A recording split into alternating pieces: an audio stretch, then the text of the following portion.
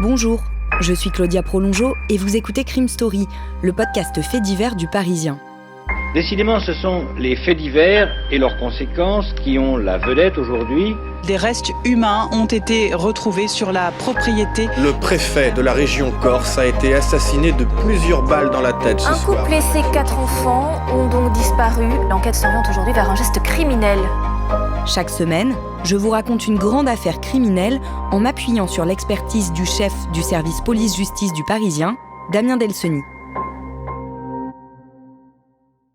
Bonjour Damien. Bonjour Claudia. Aujourd'hui dans Crime Story, prise d'otage à la maternelle de Neuilly. 46 heures d'angoisse, un ravisseur qui porte une ceinture d'explosifs, des tractations tendues et parmi les négociateurs un certain Nicolas Sarkozy, jeune maire de Neuilly fraîchement nommé ministre du Budget. Le jeudi 13 mai 1993, à 11h27, l'agence France Presse, qui délivre en continu des informations aux journalistes, envoie une dépêche à toutes les rédactions françaises. 2 phrases, sur un ton lapidaire, comme l'incontournable agence de presse a l'habitude d'en faire. 2 phrases marquant le début d'un événement qui tiendra la France en haleine pendant plusieurs jours.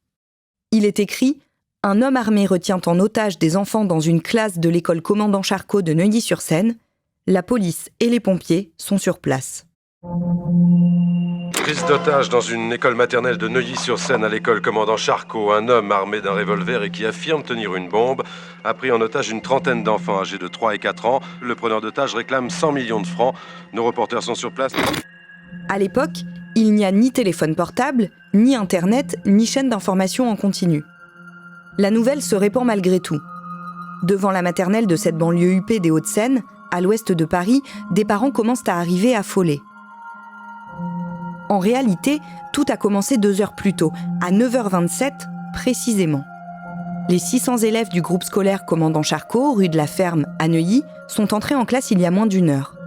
Laurence Dreyfus, 30 ans, cheveux blonds coupés au carré, a la responsabilité d'une classe de 21 enfants, les plus petits de l'école, âgés de 3 et 4 ans.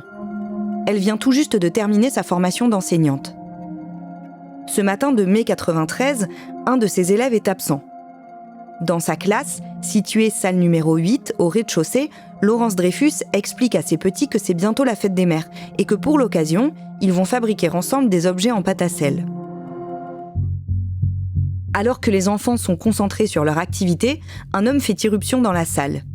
Il est vêtu de noir, cagoulé et casqué. Il a pu entrer dans l'enceinte de l'établissement par une porte de service à proximité de la loge du concierge.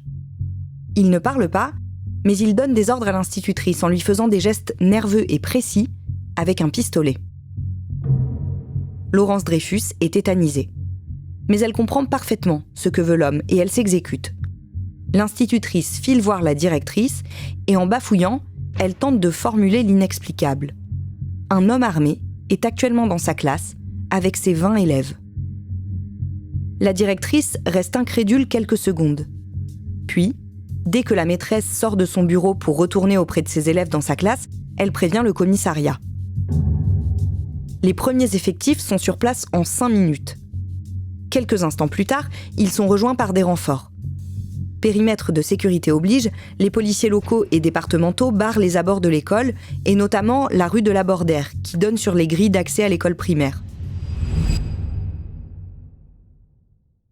Damien, cette prise d'otage d'enfants de moins de 5 ans, c'est tout simplement une première mondiale. En tout cas, c'est un événement rarissime. D'habitude, les prises d'otages sont toujours accolées, soit à un braquage, un hold-up dans une banque où on retient un certain nombre de personnes pour protéger sa fuite. Mais là, effectivement, à cette époque-là, on n'est pas encore dans la menace terroriste qu'on a connue en France dans les années suivantes. Rentrer dans une école pour prendre des enfants en otage, ça n'est jamais arrivé.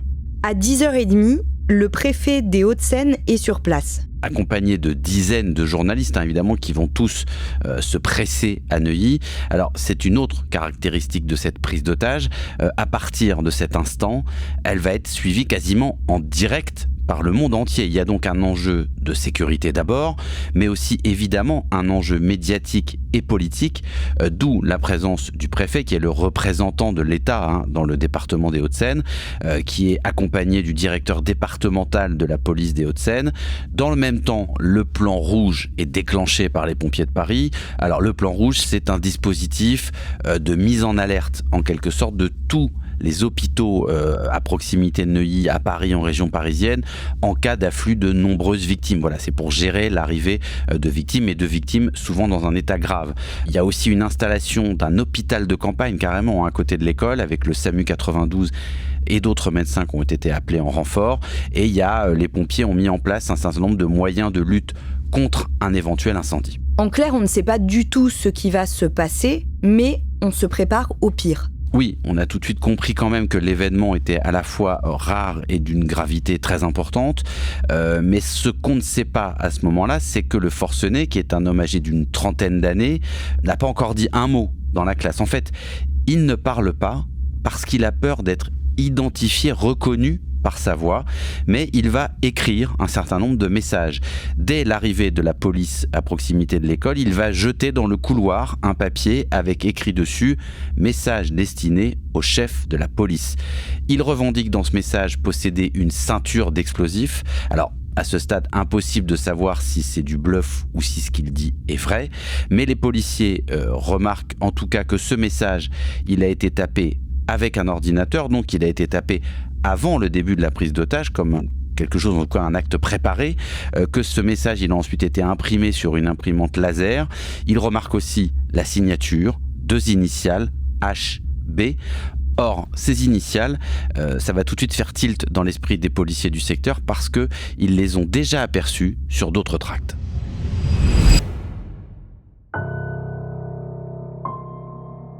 Cinq jours plus tôt, en effet, le samedi 8 mai, des tracts identiques ont été retrouvés à Neuilly, juste après une petite explosion dans un parking avenue du Roule. Il n'y avait pas eu de blessés, à peine des dégâts matériels. L'auteur de l'attentat avait alors précisé dans des textes qu'il exigeait la démission du ministre de l'Intérieur, Charles Pasqua, et qu'il était en mesure de déclencher une nouvelle explosion, bien plus importante, avec cette fois-ci des victimes nombreuses. Les enquêteurs analysent que, si c'est bien le même homme, sa première action, présentée comme un geste politique, avait pour but de faire monter la pression. Et maintenant, s'il avait vraiment la volonté et la possibilité technique de faire exploser la classe et de tuer les 20 petits et leur enseignante. La situation serait alors apocalyptique. 1 heure après le début de la prise d'otage, les hommes du RAID, l'unité d'élite de la police nationale, débarquent cagoulés et armés jusqu'aux dents. L'école primaire évacuée, ils peuvent s'installer dans le gymnase et au bout du bâtiment B. De cet endroit, ils ont une vue parfaitement dégagée sur la classe numéro 8 de la maternelle. Mais HB, le preneur d'otages, a tout prévu. Pour que les tireurs d'élite ne puissent pas le voir et le viser, il a fait accrocher par la maîtresse les dessins des enfants sur les vitres de la salle de classe. Pendant ce temps-là, des hommes de la BRI, la Brigade de recherche et d'intervention, prennent position autour de l'établissement. Le patron de la police judiciaire parisienne, Claude Cancès, arrive à son tour. Et dans la foulée, le maire de Neuilly, un certain Nicolas Sarkozy. À 38 ans, il est encore relativement peu connu du grand public. Il est maire de Neuilly depuis 10 ans et commence tout juste à se faire une place dans le paysage politique national. 6 semaines plus tôt, à l'occasion d'un remaniement, il a été nommé ministre du Budget dans le gouvernement nouvellement formé par Édouard Balladur.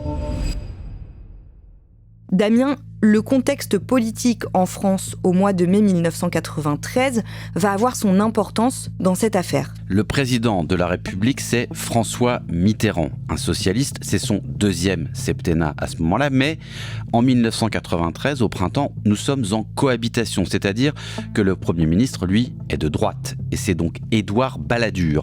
Son ministre de l'Intérieur, on l'a dit, c'est Charles Pasqua, un homme politique connu de premier plan qui incarne une droite assez dure, un ministre de l'Intérieur à poigne, et d'autres dans ce gouvernement sont moins connus, mais ce sont des hommes qui feront la politique des prochaines décennies, puisque dans ce gouvernement 93, on a François Bayrou à l'éducation, François Fillon à l'enseignement supérieur et à la recherche, et donc Nicolas Sarkozy au budget.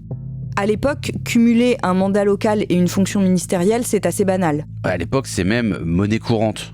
Donc, il a été élu, lui, à 28 ans, Nicolas Sarkozy, assez jeune, comme maire de Neuilly. C'était d'ailleurs même à l'époque l'un des plus jeunes maires de France, surtout dans une commune de la taille de celle de Neuilly.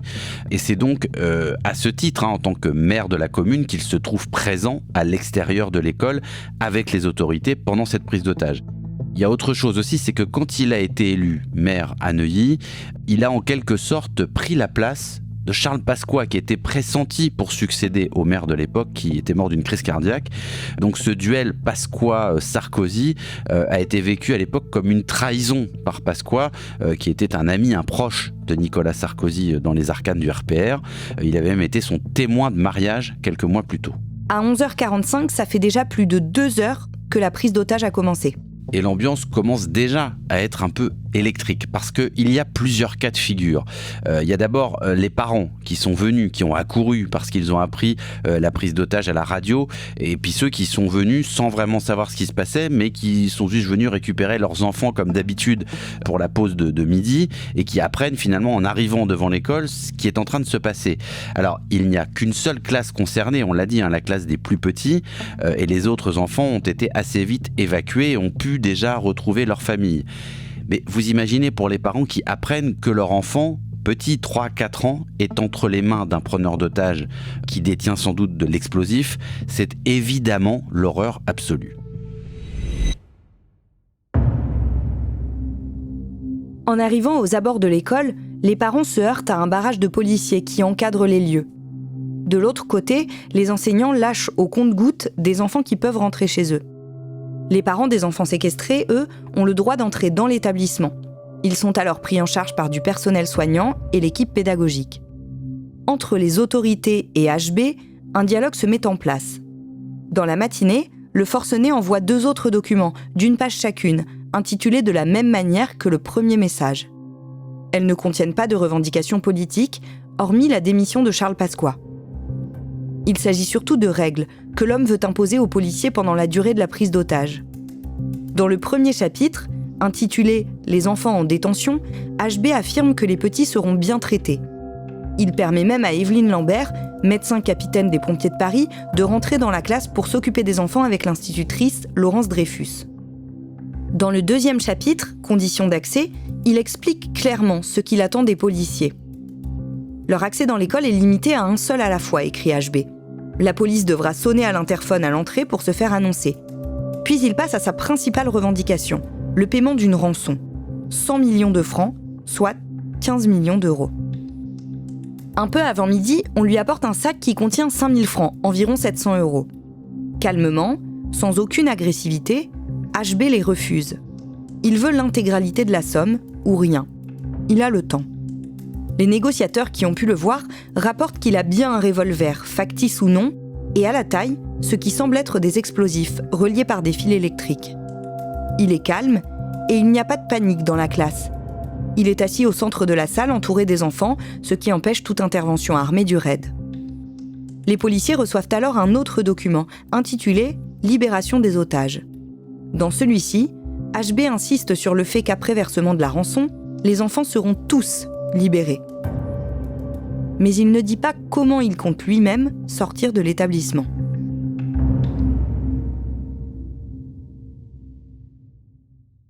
Damien, qui mène précisément les négociations? Alors d'abord, c'est Aimé Twitou, le directeur départemental de la police nationale des Hauts-de-Seine.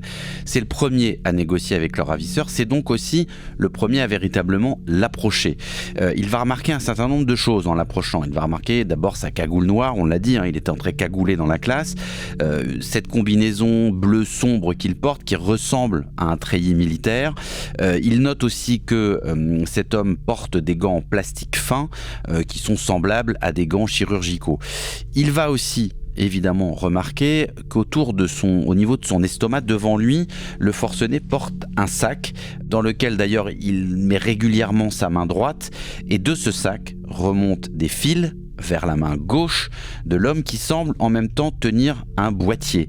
Donc ça laisse penser quand même à un dispositif explosif que les policiers prennent évidemment au sérieux. Pourquoi ? Parce qu'on le sait, cet homme, il est soupçonné quelques jours auparavant d'avoir fait déjà exploser une charge explosive, alors certes de faible intensité, mais quand même dans un parking de Neuilly.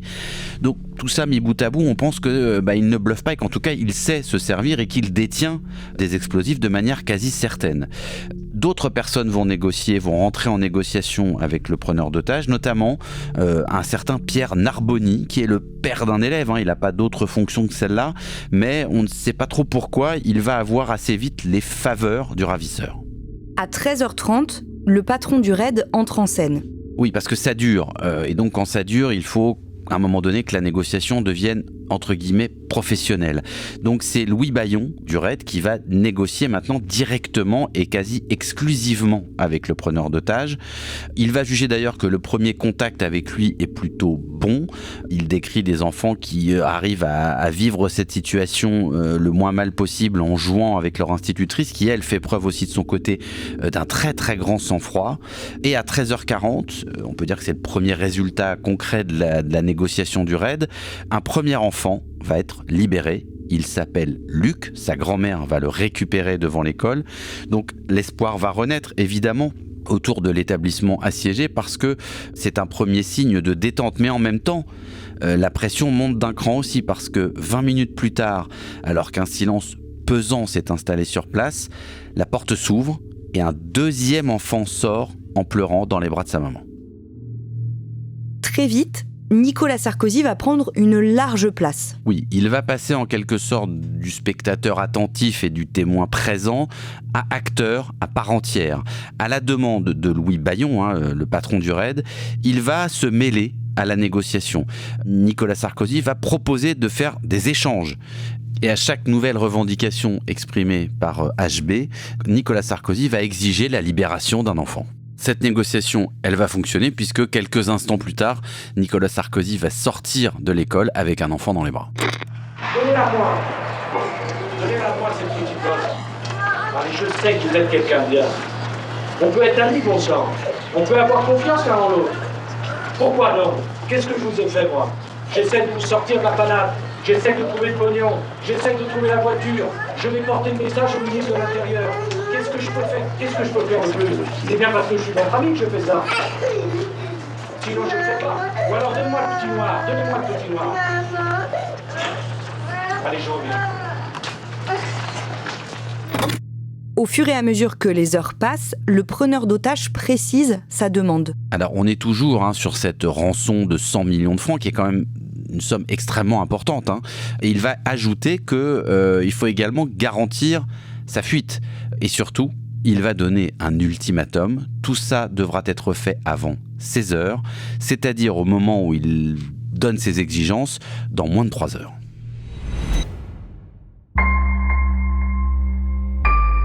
Vous venez d'écouter le premier épisode de Crime Story, prise d'otage à la maternelle de Neuilly.